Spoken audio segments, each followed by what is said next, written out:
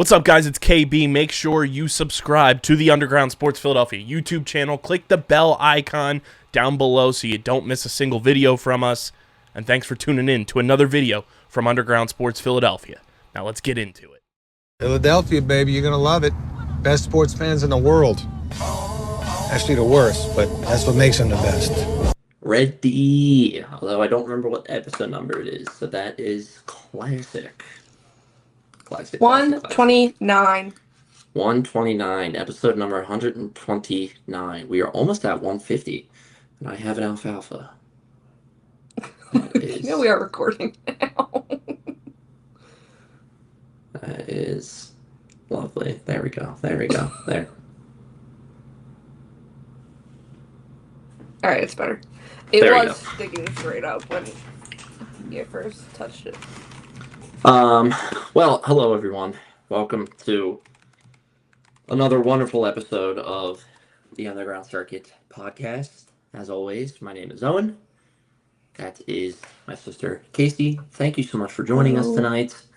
We have a fun episode to talk about.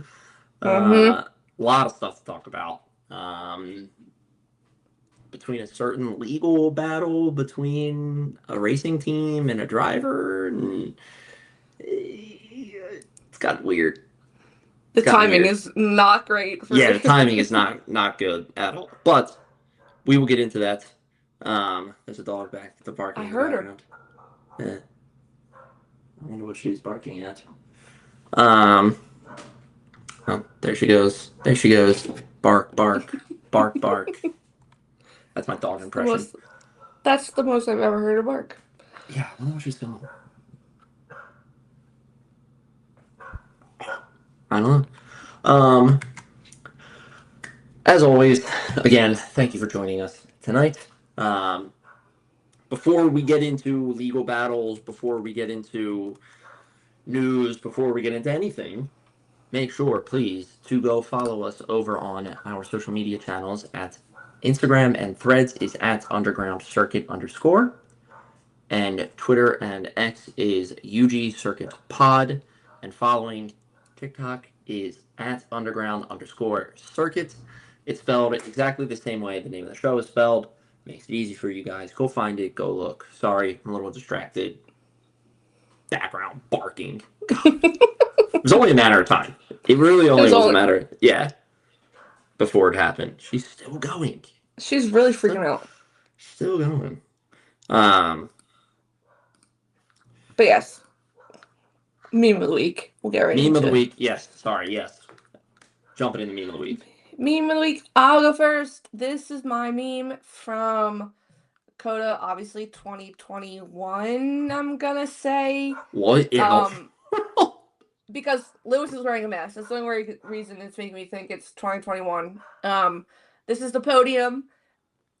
It's clearly edited, but it's really not probably edited that much because Shaq is just that much taller than the drivers are. But yes, obviously it's Checo, Max, and Lewis on the podium, and they look super tiny. I think it's that this little guy's probably that account edited the photos to make them look super tiny. But yeah, that's just my meme of the week.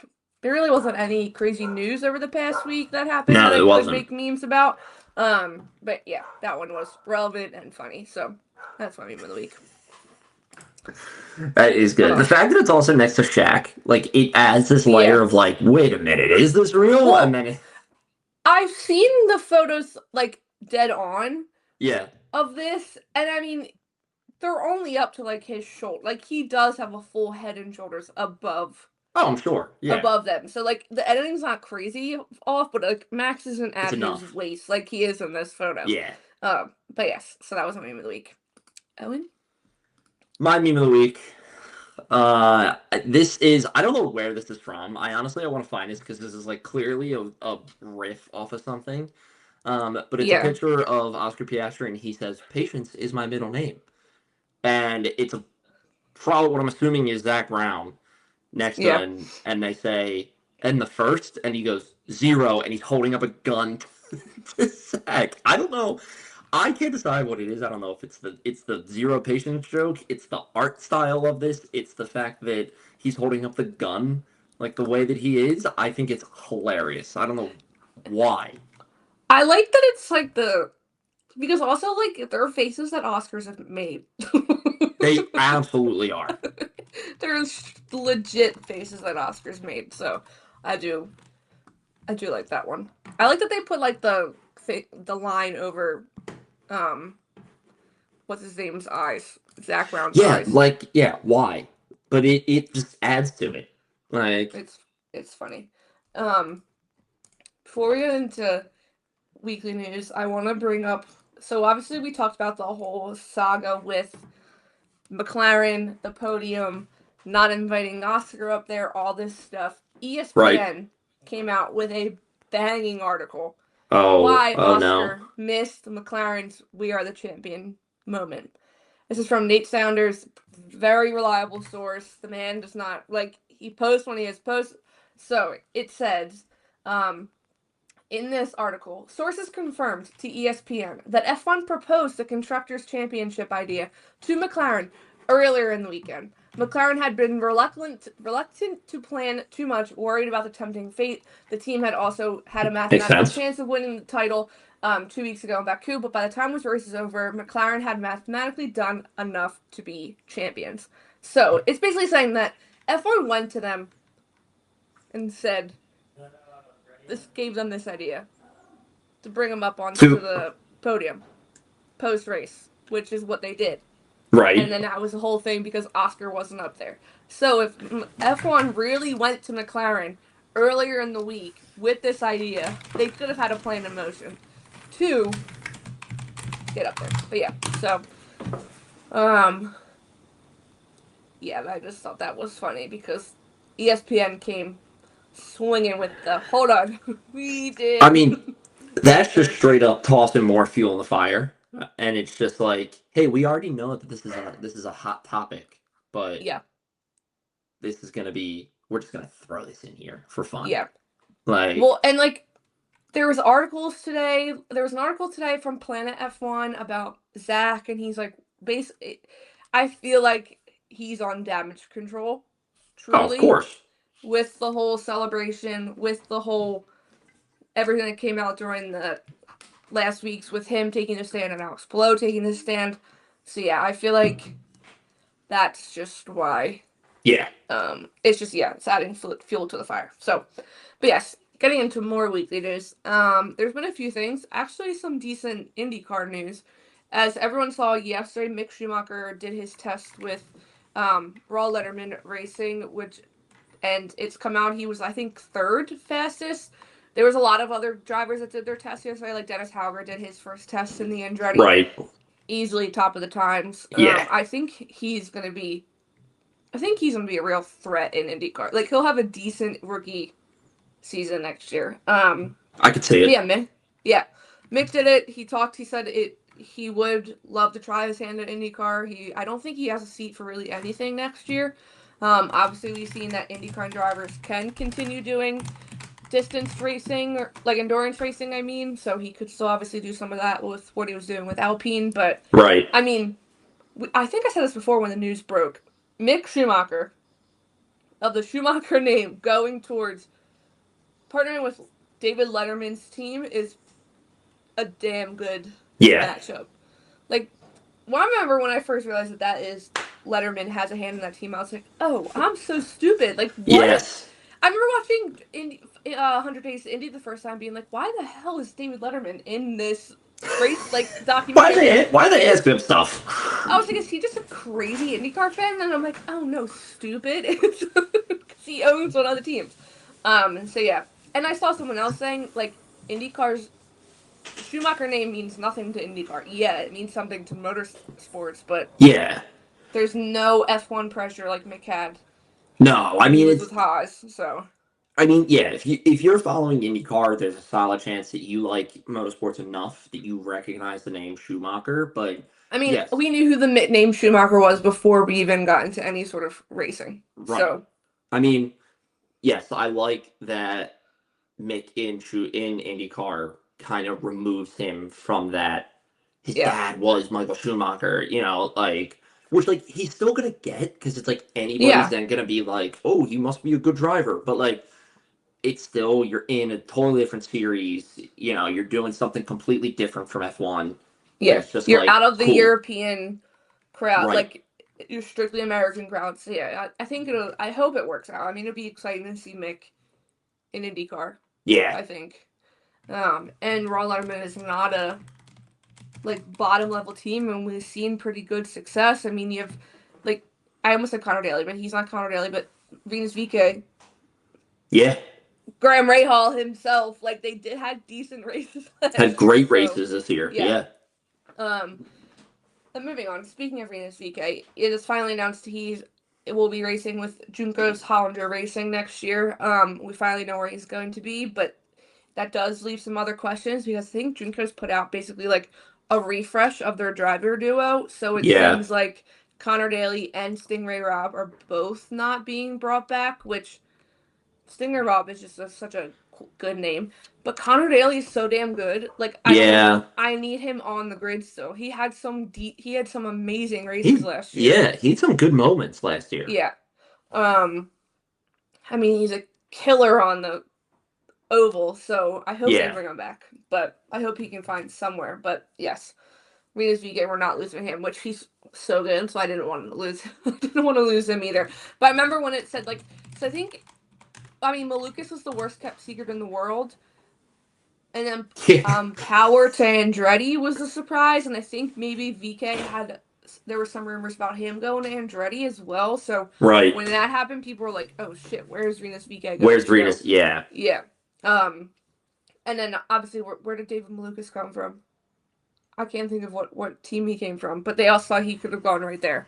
I'm totally blanking. It's where Felix Rosenqvist also raced. I don't know. I'm gonna figure this out right now. Quick Google search. This is what the internet is for, people. Meyershank. Meyershank Racing. There you go. Yeah. So, which I think that's where Dennis Hauger's going. But yes. And then moving on, where is the article that I posted today? I know I posted it long ago. Okay, She so there was posted a it statement today. No. There was a statement today that came out from. It was from BBC article. It was about like it was like a Q&A about the past recent like topics. And there was a quote from an F1 spokesperson about the large amount of complaints Yeah. they've had about the TV direction.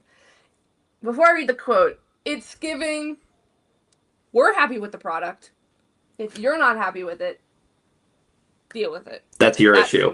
Yeah. Okay. So Going into it with that mindset.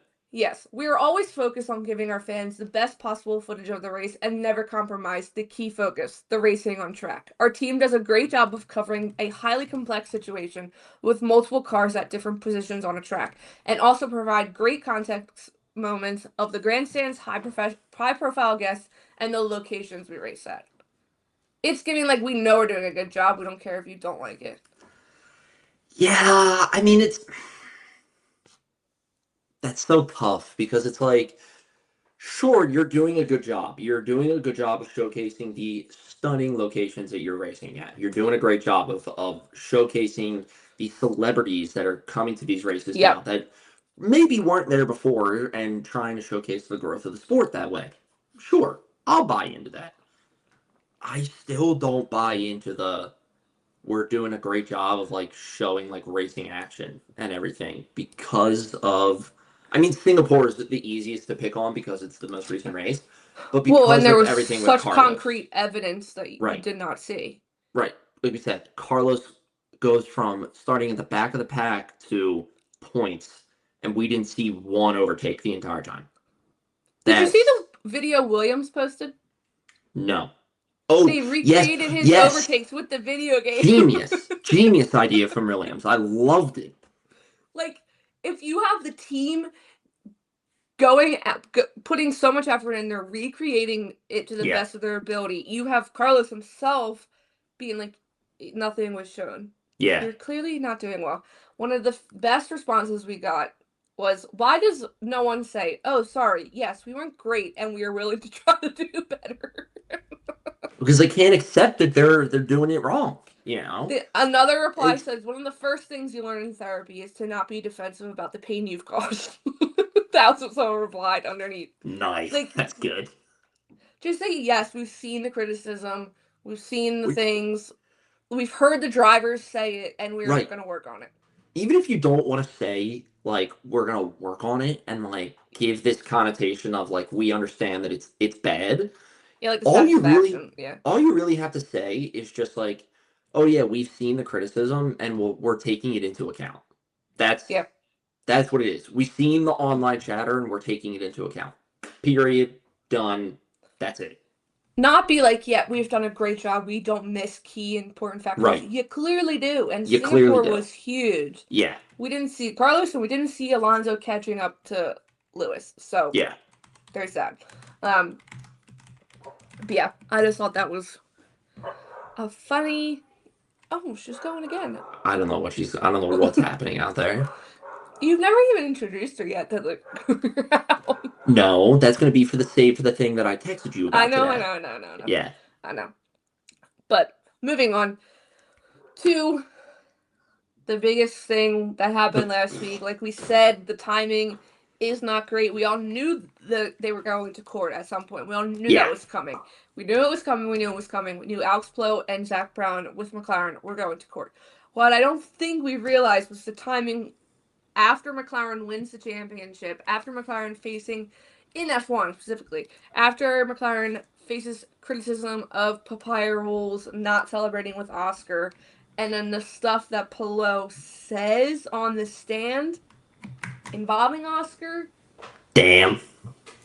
And, like, listen, I knew, when we first were getting into IndyCar, I knew that Palou was maybe going to McLaren, and then he said no. I don't think I ever realized it was because Zach Brown promised him a seat in F1.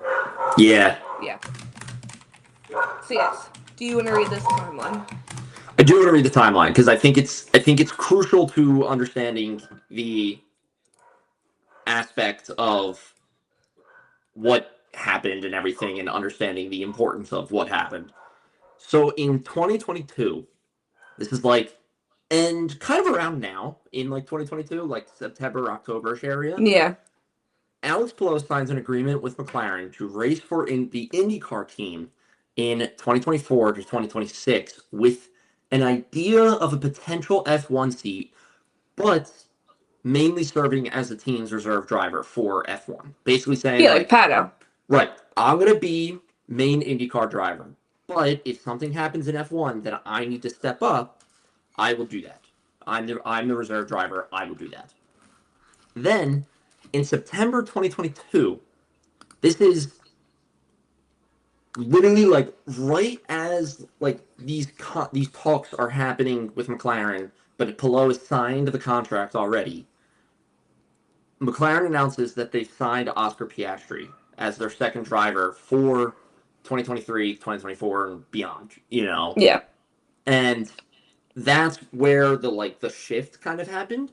Mm-hmm. So then 2023, Alex Palou does his last season with what he thought was Chip Ganassi Racing and wins the championship.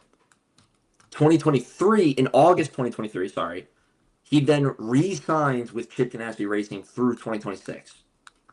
And then in 2024, this is when McLaren sues Alex Palou for breach of contract and requests $20 million in damages. So this is, I added that in there because I felt like this was an important distinction to make. Alex is not fighting back on this court case saying, like, I never broke the contract. Yeah. He is saying, I did break contract, however, I did it. $20 million is a ridiculous amount of money to fine me. Yes. And also, there's these other things in here that haven't really been brought to light that will now be brought to light. That's what it is. Yes. So, obviously, the first day, Alex Palou takes the stand. Was it Alex Palou that took the stand? Sorry, I just said it, and then I'm like, was it actually Alex Palou took the stand the first time? Oh, no, sorry. It was Zach Brown took the stand the first time. Sorry. Right. I hit my limit on reading the articles. and I have the two. I can see the three that are about Alex Palou on the stand. I have to go back to what I posted about the Zach Yes. Brown ones. So yes, Zach Brown took the stand the first day. I think that was Thursday, and it basically came out that McLaren's IndyCar team, old team manager Gavin Ward, was talking to a journalist. It came out that McLaren used the WhatsApp feature, the disappearing message function. Yes. And Gavin Ward is quoted to this journalist to cover their asses on lawsuits. And then there's other screenshots that have come out, and it's basically like Zach Brown saying, someone sends the password for a document is Palou. Great password, first of all. Couldn't be any more specific. Couldn't be obvious. Yes. Could not be more obvious. That was sent at 9:01, 8 a.m. in the morning. At 9:04, Zach Brown replies with, "Keep everything WhatsApp and then delete. I'll respond to any changes here." So, there was that. And, like, when that's coming out, you have the old team principal basically saying, yeah, because it was to cover our asses. It's a little... Right. That's a little alarming. Doesn't look the best. No, does not look the best at all. Sorry, let me go back. And then, obviously, Friday, Alex Palou takes a stand. And it comes out, Alex Palou drops a bomb. So the quote is, Zach told me it was not his decision to hire Oscar. He said it was the decision of the team manager, and this was the time it was Andreas Seidel was the team manager for McLaren, not Stella. So Zach told me Piastri's performance would be evaluated against mine for 2024. Zach said that from his point of view, my chance of getting the F1 seat was not affected by Oscar. Right. However, I knew everything had changed, and from that point on, I started to be more willing to stay with CGR in the future. In his own statement, Zach Brown described Piastri as being a one-year deal. He said Palou was plan B if a driver was injured and plan C if Piastri failed to perform. So, I feel like even Zach Brown saying he had no faith in Oscar Piastri whatsoever. Yeah, I mean, I don't know. It's like you look at it from like a business perspective, and it's like, sure, you as a business have to like cut your losses somewhere, right? Let's play the devil's advocate and say, Oscar Piastri comes in, it doesn't pan out, right? Then you cut him, you bring in Alex Palou.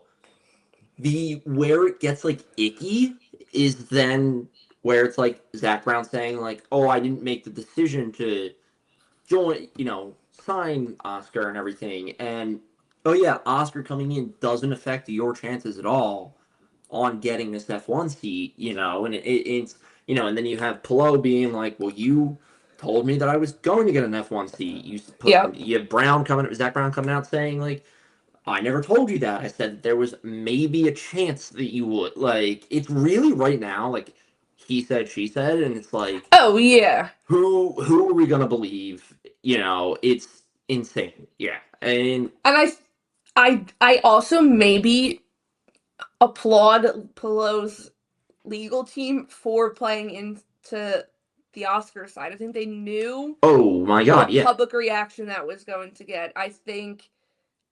I do feel like it has truth because based on the timeline you just went over, that is one of the reasons why Alex Palou decided to say no, never mind. Because based on reading these articles, Palou wants obviously it's a dream to go to F1. He's from like he wants to go to F1, and if racing with McLaren, we've seen it. Pato, he's been able to drive in free practice, do different testing with cars. Right. So like. Yeah, I get why Palou would have been upset and then decided. I do also, it's noted that I do think this is also a Chip Ganassi versus Zach Brown kind of thing, because Chip Ganassi also, I mean, you're not going to not back your championship driver, and look what's happened since Alex Palou said, no, I'm staying with Chip Ganassi. He's won 2 other championships and the Indy 500. So, like, it played out well for Chip Ganassi, but Chip Ganassi has helped Alex Palou, I think, with legal fees and all that stuff, and like helped him put his best foot forward. But yeah, it's very interesting. I just think it's really timing. The timing of it is really where kind of the meat of this whole story is right now, because it is like I said, Palou is not like fighting back saying like, no, I never broke contract. He's saying you've exaggerated these costs that you're saying that I costed you. I either need it reduced or wiped away completely. And that's where the court case is coming. So it's like, Palou, the timing of it is incredible. And you're exactly right. The legal team bringing up Piastri at a time like this is such a smart move, because you knew that court, information and hearing information was going to get out about this. They knew that information about Piastri was going to come out of this, and they knew how the public was going to react to that. Being all this stuff with him missing the podium and all. It's just, it really is well done by the legal team, but I mean, timing is not good. Yeah, I mean, it's really hard to say, like, the whole thing with like the damages that they did, and it's also like, you said that McLaren said that, oh, we were put in crisis mode when he like backed out of the contract and everything. And at first I thought that meant they were in crisis mode for like F1, and I'm like, how are you in a crisis mode for your reserve driver backing out? But then I was like, oh no, they're talking about 2024 and 2020 to 2026 IndyCar. They were in crisis mode. But like, you haven't really suffered that much. And I understand them being like, oh, well, we had sponsors lined up and everything that said like, hey, we needed to renegotiate a contract, with our sponsorships, because they were expecting Alex Palou, which there is merit there. Like, absolutely. Like, if you go through the whole process and you're like, hey, we're going to have Alex Palou driving for us in 2024, that's great. Companies love that, especially with the caliber driver that Alex Palou is. Yeah, it's like, exactly. That's great. We're gonna sign up and sponsor your drive then. But like, you didn't really lose out, because one of your drivers now is literally the face of IndyCar. Exactly. It is one of the three faces of IndyCar, between if not the biggest, Alex Palou, and Pato O'Ward. Yeah. Like, yes, and it's also, I don't know. It's like, it's really tough for me to look at a big corporation like McLaren, as much as I love them, and see them suing Palou for $20 million and being like, yeah, you need that money. Like, I get that amount. You need that money. You suffered that much and you lost that much. It's like, sure, you suffered a little bit. You went into crisis mode. You lost out on sponsorships. Sure, you had a little bit of damages, but like, 20 million damages? Like, do you need that money? I literally, and I fully doubt it, because like you said, Pato O'Ward is probably bringing in so much money. It's like, right. It's like Checo Perez. Say, like, Checo is rumored to be going to Cadillac, all this stuff. His sponsors are like, yes, absolutely, he's back on the grid. And then Cadillac's like, oh, actually, never mind. Like, and then they lost all that money. That's where I can understand. But Pato O'Ward is bringing you so much damn money. Yes. Like, 100% so much money. So, yeah, like I said, the timing was not great at all. I do feel for Oscar. I feel like Oscar's gonna get the max treatment at Media Day in COTA.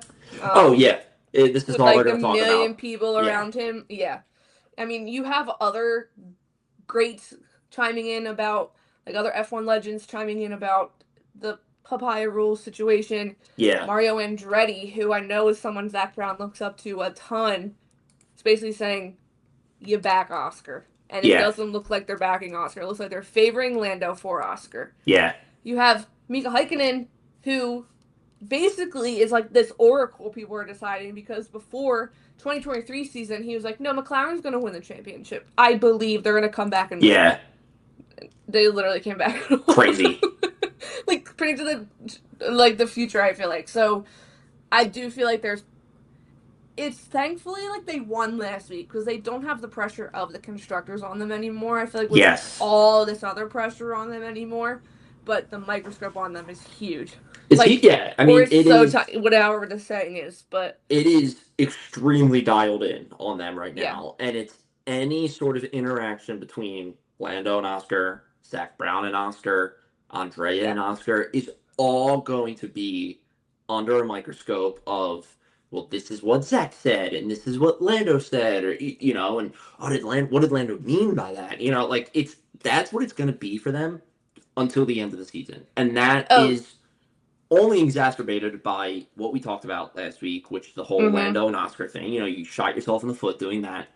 And then, yes, the timing of the Alex Palou case and McLaren stuff, and then Oscar Piastri kind of just being like an innocent bystander in it. Like, if you look at this from Oscar's point of view, like, he went through his own ordeal because he got signed, exactly with all of the Alpine stuff too. Alpine. Alpine being like, he's going to drive for us, and then he was like, no, I'm not. Alpine took him to court. Like it was right.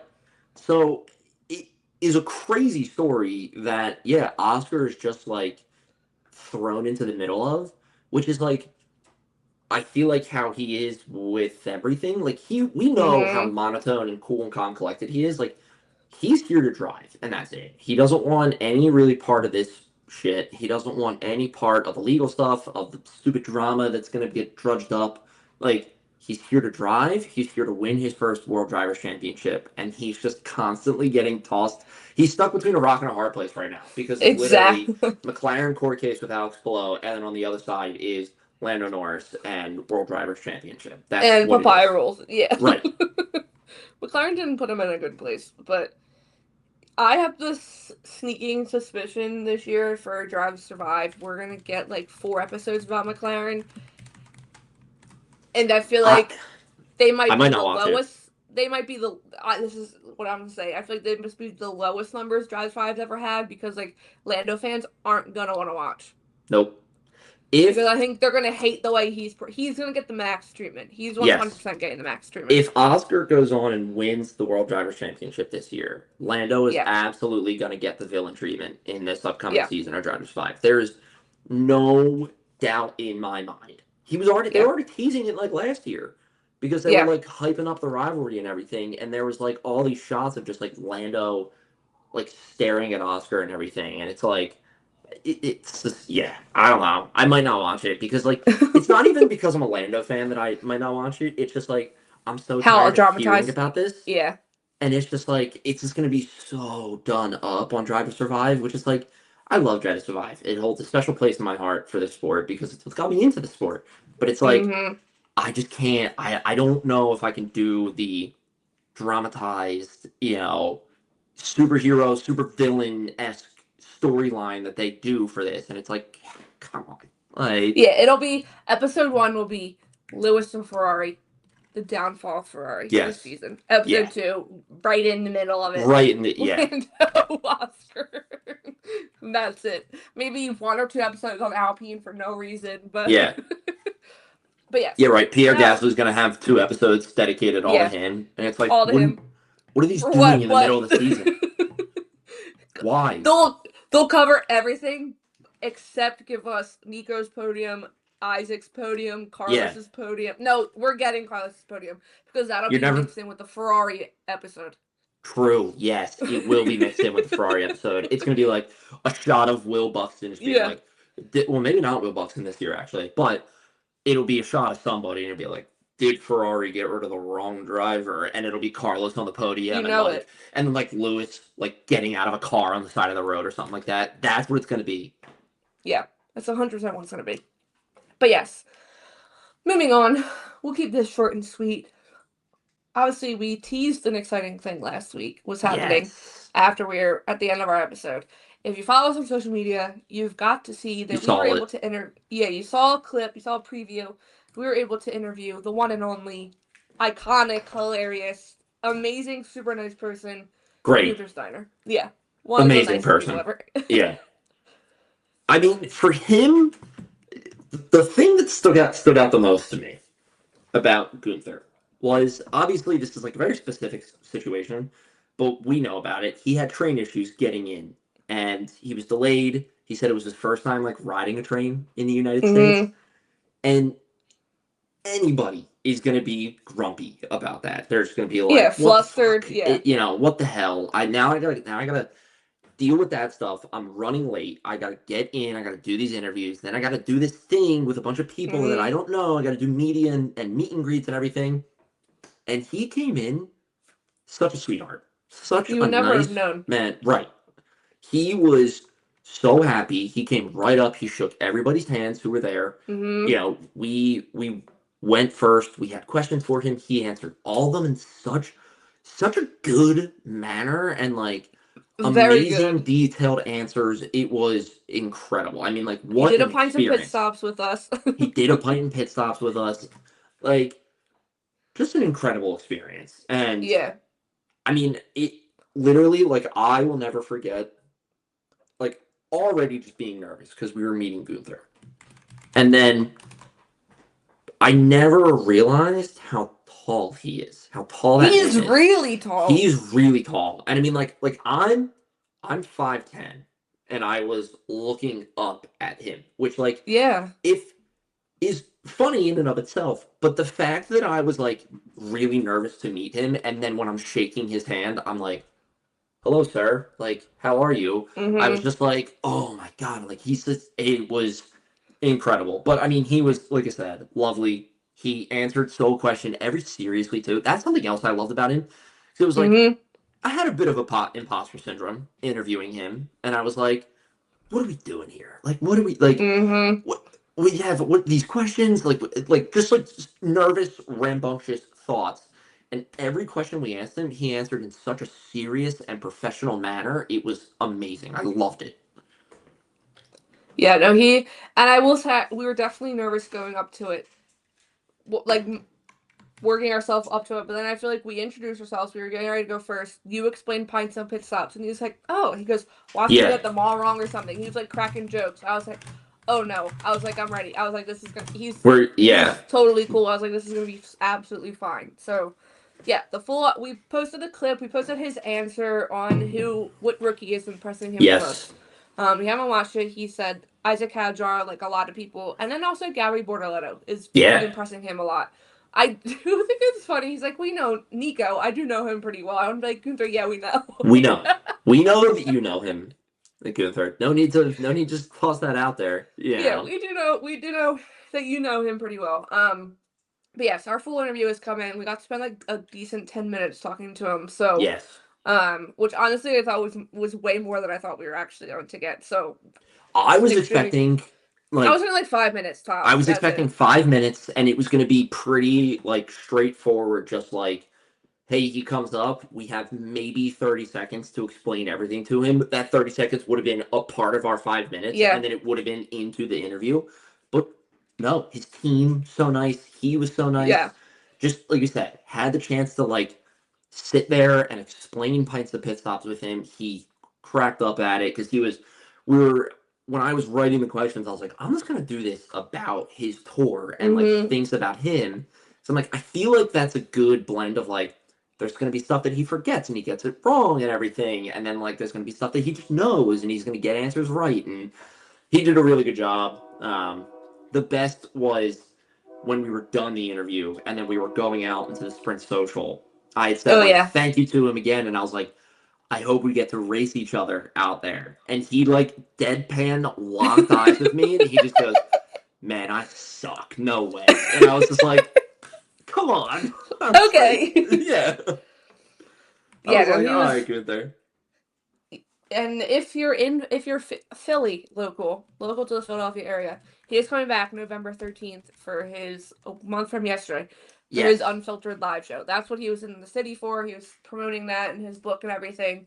So you can get your tickets on ensemblephilly.com, I believe is the website. I might be saying it wrong. But yes, November 13th. We'll definitely be there because Yeah. I can only imagine what the show was like when he. And I just loved how like he just like walked into the room and he was like, "Hey." Yeah. Like you would like I I don't know know what I it's like these expected, people like yeah, I don't Secret know Service level right. security with him. He's No, not it's gonna just like him. drop down from the ceiling like a spy or something. But yeah, it's always funny like those moments because it's like it's the as corny as it sounds, it's like the celebrities, they're just like us kind of things, but it's like him just rolling into really the room in his jacket and he was just like, hey guys, it was like hello? Like, oh my god, you know. It just I mean, just an amazing experience, and just the fact that we are lucky enough to do that, it's still like just blows my mind to think about it. Same. When I was editing the video, I was like, holy shit. I was like, This actually happened. interviewed him. Yeah. I was like, no way. But yes. The one question I do regret not asking him is if his daughter still runs his Instagram, because I swear when he first started his Instagram, it was like a rumor that his daughter was, I think his daughter's like a teenager, a little bit older, and like that she was running it. So I still want to know, is he running it or are you running it, or someone from the Red Flags podcast running Instagram? But yes, they are doing a live show with him this week in Austin. So yes, that's right.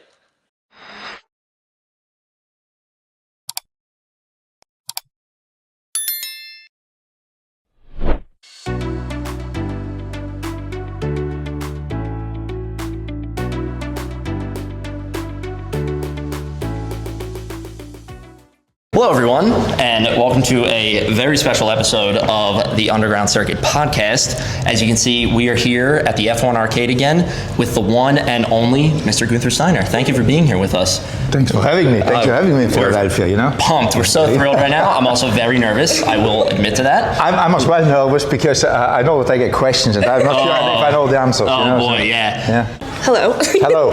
So our first question, what is your favorite part about your show or the tour? What's been your... The favorite part is, you know, when I see the people engaging, that's my favorite part, you know, because you always try to do that. I'm not doing it for me, I'm doing it for the people. But when you see that they enjoy it, you know, because and we always, James, you know, which is with me, James Hock, he's with me, we always then come out at halftime, how you think it was, you know, because that is the most exciting thing for us. If you can see that people are engaging, that's always cool, you know. And in the beginning, I said to James, there will be a point where we'll have a bad show, you know, because I said, James, be prepared. I mean, you know, I had a lot of bad days in my life in racing, you know, so I'm prepared for it. But he's pretty new to this, so for him it was new. And I said, there will be. Up to now, we didn't have a bad one, so I hope we are not going to do that in the States. I hope we have good ones. So exactly, Philly won't be a bad one. No, Philly's going to be great. So take your word. As obviously we're here at the F1 Arcade, how do you think the arcade's going to play, like in a role in growing the sport more in the US? I think the arcades is just like, for me, I went to visit that one in London. I think it was it this year or last year even? So I don't remember exactly, but I think they are very nicely done. You know, when I came into the first, I was like, wow, I didn't expect that what it is. You know, it is cool. I mean, if you like racing cars, but even if you don't like them and you want to have a good evening out, you still can come and visit with friends. Maybe you get interested in, there's so many simulators here, you know, and that you can learn about it. But I think it's, even if you are not in the moment interest in F1, it's just adding to the story of F1. Now having arcades in numerous cities, you know, started off with one and now they grow and grow. It means that people like them, and if people like them, they must be good and entertaining. Otherwise, they wouldn't come here. So I find that they add quite a bit to F1, these arcades, to make it the sport which it has become. Yeah. Very good. Interesting. I gave you it back real quick. Okay, so these are more about F1 this season. So the TV direction the past few weeks has been a big topic of conversation, especially Singapore. We missed a lot of on-track action. What do you feel it needs to change? Are they missing too many racing actions? Are they showing the inside of the garages too much? I read that on the comments. I didn't speak it anyway. I read the comments. It's like, I've got an opinion there as well. So, obviously said, why are these people, celebrities, filmed? Mm-hmm. Oh, yes. I think they're there to be filmed. Otherwise, they can watch it from somewhere else as well. Exactly. So I wouldn't take. Obviously, there should not. they shouldn't missing racing actions Yeah. but there is sometimes in racing there is not a lot going on, so they show them these 10 seconds. I don't think that distracts. I think in Singapore it was very unlucky that it was in that moment when something happened, so I don't see it as extreme as it was made out of, or you should focus on the cars. Obviously people watch it to watch the cars, and I'm pretty sure the director of F1 TV knows that. If we have, exactly. We hope. I mean, I hope, so I think it was a little bit maybe unfortunate. It was a little bit the wrong moment in Singapore, but otherwise, I mean, people like to see who is around. You cannot. It's like it's nice to see, and I'm not there with the stopwatch to see how long they take. It's like, but all the girlfriends. I mean, if the driver have got a problem that their girlfriends are shown on TV and taken away from them, you know what? That's a good point. Leave them at home. Carlos did say it. He said he was like, they're showing the girlfriends too much. So. Yeah, exactly. Yeah, so tell her to go in the motorhome. Oh yes. Or stay in the hotel. Don't go. So moving on to another hot topic of the season, the McLaren situation between Lando and Oscar. How would you handle that situation? What are your thoughts on it? I mean, how I would handle it now, I would clearly give the mission for the team, get Oscar to win the championship. We need to try now. And I understand, and I'm always also a fan of letting people racing within the team, but at some stage now, it seems like the Mercedes and the Red Bull can win races. I mean, they did in Singapore, so I mean, there's still 6 races to go, and you can be a little bit unlucky. And if I would be in charge, I would be pretty disappointed with myself if in a situation like this you would lose the Drivers' World Championship. I know that they won, and McLaren did a fantastic job. I mean, I take my hat off to them. They won the Constructors, 6 races to go, fantastic. But now they're a little bit, I think it's getting edgy. That Max could still get it. I would make sure that one of my guys would win it, and obviously the guy to win it is the guy which is in front. Yes, I wholeheartedly agree. Yes, we were talked about this recently on our most episode. Second to last question. This is an easy one. What rookie is impressing you the most this year? In the beginning it was Isaac Hadjar, and as soon as the Sauber got going, Bortoleto is good as well. Very good. Yes. Them two are good. I mean, Ollie Behrman is good as well, you know. But I think the outstanding one, Bortoleto really came to life when the Sauber came to life. I mean, I was like, wow, this kid is good, because I also know his teammate Nico pretty well, and I know what that guy can do. So I've got something to measure him on. So I think, but Isaac Hadjar and Gabriel are the two best ones in my opinion. Yeah, we noticed when Gabriel got finally pretty settled in there. He just he's been came to life. And the car came alive. It's always difficult to show what you can do if the car is really bad, you know. And the car in the beginning of the season was bad, you know. Yes. All right, and finally, last question: what team has surprised you the most this year? Could be good or bad. Yeah, but good or bad ways? In good ways. I'm between, because McLaren didn't really surprise me, but in the end it surprised me that they could continue their strength from last year, because they got an advantage. But I think the Williams did pretty well as well, you know, from where I think they were last year. They did pretty good. They had a few things where they messed up properly, you know, like disqualified in Singapore. So they had some slip-offs that I had to think a little bit. But I think McLaren surprised me how good they carried on from last year. Carried it over. We were, when they won last year, our biggest thing was, can they do it again this year? You know, because it's so hard to do it once, and to do it again is incredible. So, well, that was all the questions we had. Thank you, everybody, for watching. Thank you, sir, for being here and doing our pints and pit stops and answering questions about yourself. Thank you so much. Appreciate it. Thanks for having me. And I hope I see you at the show, huh? Oh, yes. Yes. Thank you.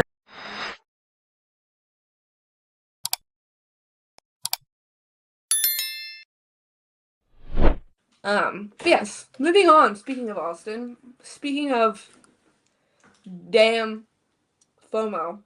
Because everyone, their damn mother is there. Predictions. It is a sprint race weekend. It's supposed to be between 90 and 80 degrees, or 80 to 90 degrees, over 90 degrees. It's going to be a hot one. Ugh, God, I'm tired of the melt. Ferrari's gonna be told to lift and coast Yeah. the entire time.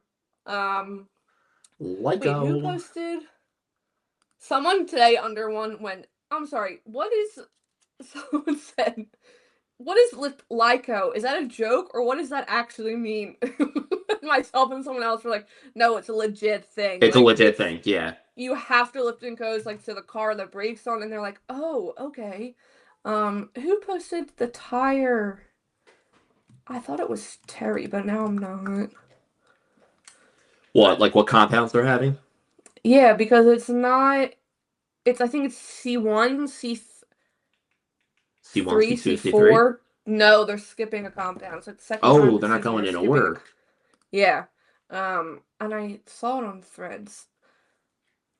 Hold on, sorry. I mean, did you see at that heat, any tire is just gonna melt because the track is gonna be so hot.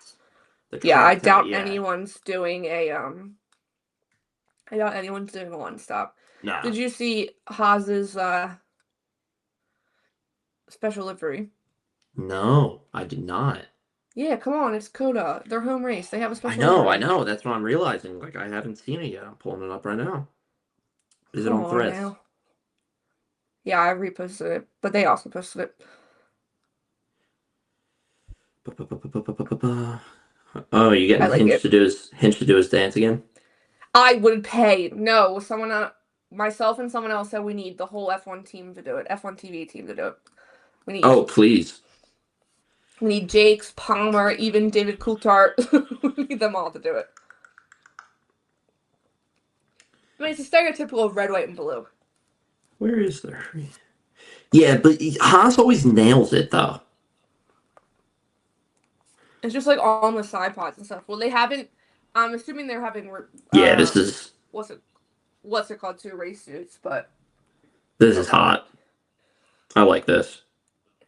And. Haas, man. Haas knows how to cook on a livery, man. I feel like every year since we've started the show, we've always, like, enjoyed Haas's livery. And then their special liveries just kill. Like. Well, and you would think, like, there's only so many ways you can do red, white, and blue with some stars. But they're always different. Yes, always maybe good. They sometimes always look good. similar, but they're always different. And then But even if it looks similar, like it hits every time. You're like, yeah, that looks right. And then V-Carb's teasing a special team kit. Now, are they doing a whole livery because they have a lot to live up to, like they did in Miami? True. So yeah, they're teasing something with Brown this time. They're going full country. Full country. Country. Yes. Predictions. Obviously, we have a sprint race weekend. And then the race. Do you want to give sprint predictions or just do the race? No, I'll do sprint predictions. You could just do the winner of sprint prediction for a sprint. Oscar Piastri. Sprint and race. Sprint and race winner. That's what I'm going. I'm playing the safe route. Well, finish off your whole podium for race then. Oscar. Race day will be Oscar. I kind of want to go like random, but anything can happen. Yeah, especially into that first turn. Yeah, we watched someone go 4th to 1st last year. Bring that car back. Yeah, we did. We did watch someone go 4th to 1st last year. Okay. Bring it back. Sprint, Oscar. Race winner, Oscar. P2, Max. P3, Kimmy. Oh. Don't Kimmy. Oh. I know it's going to be hot. Okay. I know sometimes the Mercedes struggles in hot weather. But it just did it in Singapore. Singapore is good for them. I'm going. They're carrying the momentum. Okay. I was gonna say Oscar, but for sake of being different, I'll go somewhere else. I'm gonna do MaxVerstappen, both sprint and race win. Let's close that championship a little more there, Max. Come on. Make it interesting. Max P1, Oscar P2. I'm I'm gonna say. I'm gonna say I'll do George P3. I'll stick with Mercedes, but I like it. do the other. I think he's on a run, so. Yeah. I like it. Okay. So yeah. If Max does win, I mean, I don't want that to happen because I don't want the pressure on either of the McLaren boys. But as a viewer, I'm like, yeah, make it happen. Oh, Make as it a viewer, interesting. it's everything. God, could Because you also imagine? still have a sprint in Brazil. Right.